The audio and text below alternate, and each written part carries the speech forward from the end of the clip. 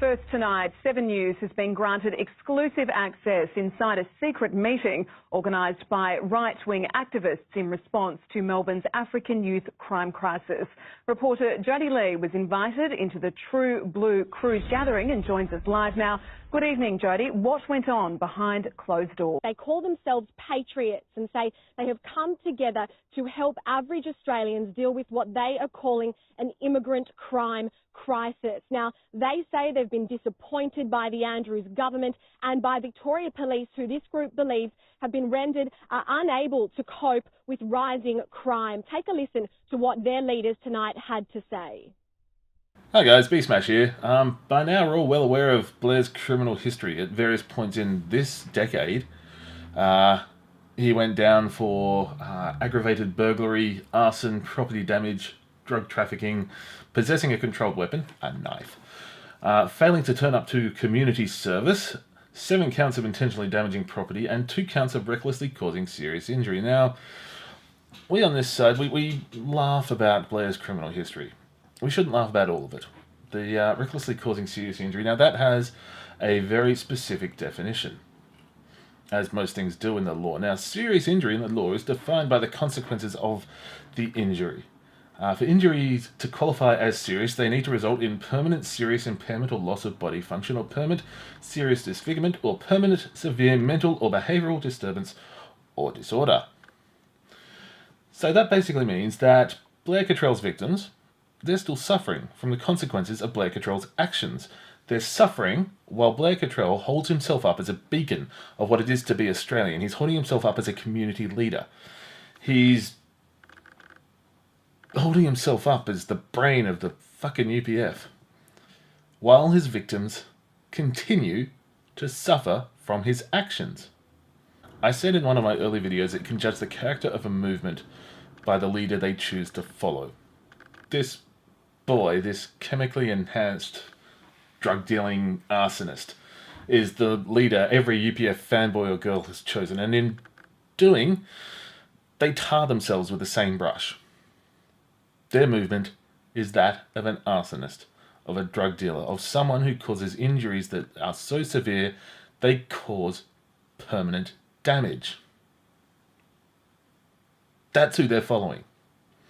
Now, yes, I'm just going over old information that the Herald Sun published last year. Yeah, okay, I'm going over what we know Blair has done to give context to this supposition that is coming. Because I think he's still acting outside of the law, but it's not directly harming anyone, not physically anyway.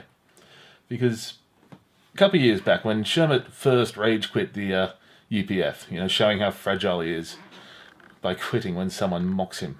Someone from his own side mocks him. Yeah. A crowdfund was set up because Sherman had bills to pay and he was the only guy ever to get fired from a fucking council job. Yeah, oh, by the way, it has been 2 years since Sherman had a job. Yeah, think about that every time he bitches about refugees getting money from the government. Yeah, well done, Sherman. Fucking sponge, like your fucking mate. That crowdfund raised about 20 grand. The UPF kept that. At the time, I gave Sherman a bit of shit for not giving that money or not spending that money on his kids like they said he was going to do. Now, I didn't know the UPF kept it at the time, and for that, Sherman, and only that, I apologise. Sorry.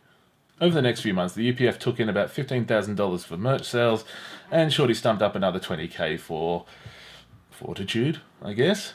The planning they did, the big East Coast tour, before the East Coast tour they did to plan things and then find out when they got there for the tour that they still had to go meet council and do the final fucking planning because they didn't do that, because they're shit at what they do. Yeah, that's what they spent the 20 grand on. We don't know how many members they signed up during that, but that membership cost $50 a pop. If they only got 100 of the 500 they wanted, which, going by the amount of times they said, no, we're definitely going to get the 500, means it's probably about right. That's still $5 grand. Right. Now, last year they had a donation drive for their community initiative. Right. Yeah, I don't know how much was raised by that, but, it all went into Blair's account, and out of it we got a box full of personal alarms. They promoted a community initiative and handed out battery-operated rape whistles. And now they're raising money for legal fees. Again, we don't know how much because, they're not telling us, because they don't have to, because they're not actually registered anywhere. They're definitely not a charity, and taking money from people is, well, apparently easy when the people you take money from are stupid. But I feel pretty safe in saying that a total of $75,000 over 18 months is a very conservative estimate.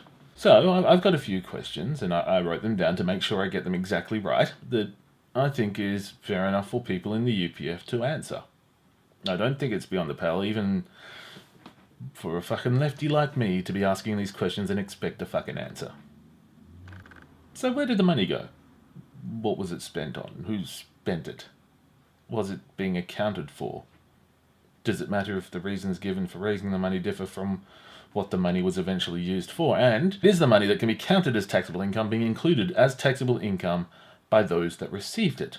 Again, a lot of this is pure supposition. But there is a very real possibility that those that are claiming to protect Australian values are doing so by ripping off the Australian people. Are they still criminals? Or are they just community leaders with a sordid criminal past of victims that are still suffering? See you guys.